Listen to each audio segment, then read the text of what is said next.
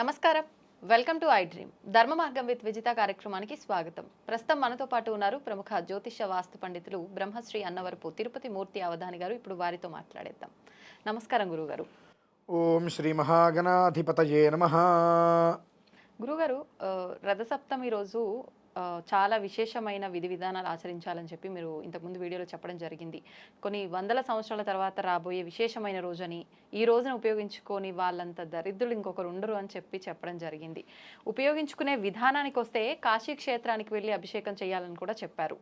కానీ అందరికీ వెళ్ళాల్సిన పరిస్థితి ఉంటుంది అని చెప్పలేం. వెళ్ళలేని వారికి అంతే సమానమైన ఫలితం రావటానికి ఇంకొక క్షేత్రం లేదా ఆలయం ఏదో ఉంది అని చెప్పడం జరిగింది మీరు.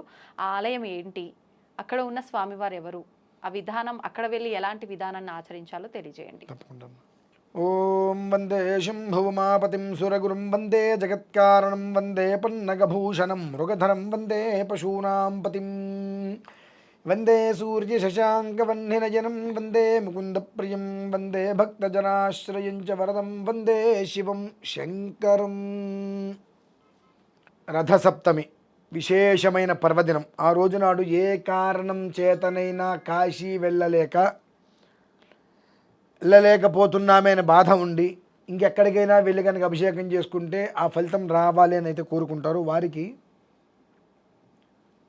చక్కటి గ్రామం అమ్మ ఉమా పార్వతీ మల్లేశ్వర స్వామివారి దేవాలయం. సుమారుగా 470 సంవత్సరాల క్రితం ప్రతిష్ఠ జరిగింది. అది మనకు పాలకొల్లు మండలం చింతపర్రు గ్రామం అమ్మ. అక్కడ ధ్వజస్తంభం కూడా 4వది ఇప్పుడు అక్కడ పెట్టింది. దాని మీద ఉంటుంది 1902 సంవత్సరంలో 4వసారి ధ్వజస్తంభాన్ని పునః ప్రతిష్ఠింపజేశారు. అంటే 3 పూర్తయినాయి, ఇది 4వది. అంటే 100 సంవత్సరాల ధ్వజస్తంభానికే దాటింది. అంతటి ఊర్ధ్వమైనటువంటి దేవాలయం. 100 సంవత్సరాలకు ఒకసారి ధ్వజస్తంభం పునఃప్రతిష్ఠ చేస్తుంటారు. అంటే ఆ ధ్వజస్తంభం అనేటువంటిది పాడైపోతే ఎప్పుడు అది దెబ్బతింటుందో అప్పుడు దాన్ని మారుస్తారు. ఇది అప్పటి నుంచి అలానే నిలిచి ఉంది. అంటే అందులో ఉండేటువంటి మంత్రశక్తి ఎంత ఉందనేటువంటి విషయాన్ని కూడా మనం గ్రహించుకోవాలి. పార్వతి ఉమా పార్వతి మల్లేశ్వర స్వామి వారమ్మ. గురుగారు, ఇప్పుడు ఉమా అన్న అమ్మవారే, పార్వతి అన్న అమ్మవారే, ఆ అమ్మవారికి ఈ నామాలన్నీ కూడా మామూలుగా మనం చూస్తూ ఉంటాము. ఇప్పుడు చెరువుగట్టు ఆలయం విషయానికి వస్తే పార్వతీ జడల రామలింగేశ్వర స్వామి అని చెప్పి, అమ్మవారి జడల రామలింగేశ్వర స్వామి అని చెప్పి, అంటే అమ్మవారి పేరు ముందు సంబోధించి తర్వాత స్వామివారి పేరు వస్తుంది. ఇప్పుడు మీరు చెప్పిన ఆలయానికి మాత్రం ఉమా అని చెప్పి పార్వతి అని చెప్పి వచ్చిన తర్వాత స్వామి, ఎందుకు 2 నామాలు ఇక్కడ సంబోధిస్తున్నారు? ఇక్కడ 2 లేదు 33 లేదమ్మా.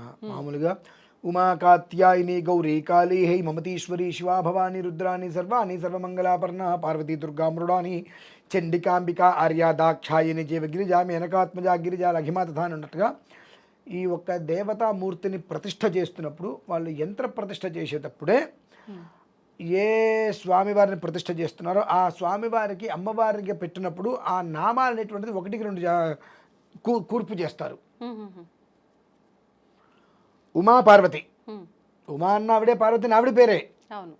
ఆ పేరు అనేటువంటి 2గా వచ్చేది ఉంటే ద్విగుణీకృతంగా కూర్పుని చేసి ప్రతిష్ఠ చేసేటప్పుడే అమ్మవారి విగ్రహాన్ని ప్రతిష్ఠ చేసి యంత్రస్థాపన చేసేటప్పుడు ఆ పేరు నిర్ణయం చేస్తారు. అంటే ఈ ఆలయంలో అమ్మవారిని ఈ నామంతోనే పిలవాలి అని చెప్పి. అంతే.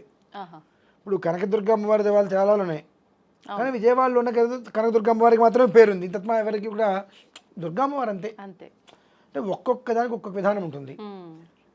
రాజరాజేశ్వరి సమేత రాజశేఖర స్వామి వారు ఉంటారు, శారదా చంద్రమౌళీశ్వర స్వామి వారు, ఇలా ఒక్కొక్క దానికి ఒక్కొక్క పేరు ఉన్నట్టే అక్కడ వాళ్ళు ప్రతిష్ఠ చేసినప్పుడు ఆ 2 పేర్లు ద్విగుణీకృతంగా పెట్టాలని చెప్పి వాళ్ళు ఆ ప్రతిష్ఠ చేసేటువంటి సమయంలో అలా నిర్ణయించారు పెట్టాలి అని చెప్పి. దాని విధానంగా 470 సంవత్సరాలుగా నడుస్తుంది. గొప్ప విషయం ఏంటంటే ఆ ఆలయంలోకి చాలా తక్కువగా వెళ్తారు జనాలు. ఎందుకనండి? విపరీతమైన శక్తి గలది. ఎవరు పడితే వాళ్ళు వెళ్ళలేరు కూడా. అక్కడికి వెళ్ళిన వాళ్ళకి, వివాహం కాని వాళ్ళకి ఎన్ని 100 మందికి వివాహాలు అవడం తెలుసు. ఉద్యోగం లేని వాళ్ళు వెళ్ళి ఎంతో పెద్ద పెద్ద పొజిషన్లకు వెళ్ళిపోయిన వాళ్ళు చాలామంది.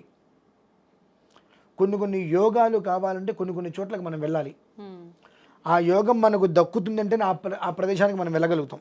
ఆ యోగం మనకు దక్కట్లేదంటే ఆ ప్రదేశాలకు మనం వెళ్ళలేం. అటువంటి అత్యంత శక్తివంతమైన ప్రదేశం చింతపర్రు స్వామివారి శివాలయం. ఎవరైనా వెళ్ళొచ్చు కదా మరి అక్కడికి? ఆ యోగం ఉండాలి. ఉండాలి. ఎవరైనా సరే ఆ రోజు నాడు వెళ్ళి అక్కడ అన్నాభిషేకం చేసుకోండమ్మా. ఉమ్. ప్రతిరోజు వెళ్ళొచ్చు, ఎప్పుడైనా వెళ్ళండి. కానీ ఆ రథసప్తమి అనేటువంటిది కాశీ ఎవరైతే వెళ్ళలేని పరిస్థితి ఉన్నదో వారు ఏమాత్రం అవకాశం ఉన్నా ఆ స్వామివారి దగ్గర అన్నాభిషేకం చేసుకునే ప్రయత్నం కనుక చేశారా అంతటి ఫలితము లభ్యమవుతుందమ్మా. ఎందుకంటే మనకు ఆలయాలు ఎన్నో ఉంటాయి, ఉమ్. ఒక్కొక్క చోట ఒక్కొక్క శివాలయం, ప్రతి గ్రామంలో శివాలయాలు ఉంటాయి. అవును. కానీ ఒక్కొక్క ఆలయంలో ఉన్నటువంటి ఒక్కొక్క మూర్తికి ఒక్కొక్క విధానం ఉంటుంది. ఉమ్. ఎలా డాక్టర్స్ ఉంటారు, అర్థం అని చెప్పి ఇంకోటని ఒక స్పెషలైజేషన్. ఎవరైనా డాక్టరే, అవును. కానీ ఒక్కొక్క దాంట్లో ఒక్కొక్కరు స్పెషలిస్టు. ఉమ్. వాళ్ళు వచ్చి వీళ్ళంతా డాక్టర్ అని ఇందులోకి వచ్చి వాళ్ళు ఏం చేయలేరు. అవును. ఆర్థో అంటే ఒక నరాలు సంబంధించినటువంటి డాక్టర్కి ఏదైనా ప్రాబ్లం వస్తే ఆర్థోకి సంబంధించింది ఆ డాక్టర్ వాళ్ళ తప్ప ఈయన ఏం చేసుకోలేడు. ఉమ్. ఉమ్. సో అంటే ఏది ఎలా అయితే ఉంటుందో దేనికి దానికి స్పెషలిస్ట్ ఉన్నట్టుగానే ఒక్కొక్క మూర్తిని ప్రతిష్ఠ చేసినప్పుడు అందులో కొన్ని విధానాలు పెడతారు. ఉమ్.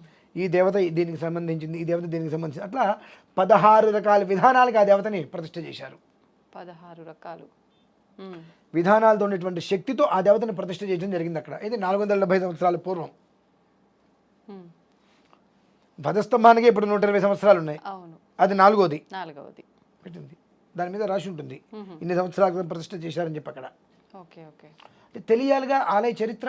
అవును. అంటే ఎంత గొప్పదైతే ఆ ధ్వజస్తంభం నిలిచి ఉంటుంది అట్లా ఉమ్. తెలియాలి.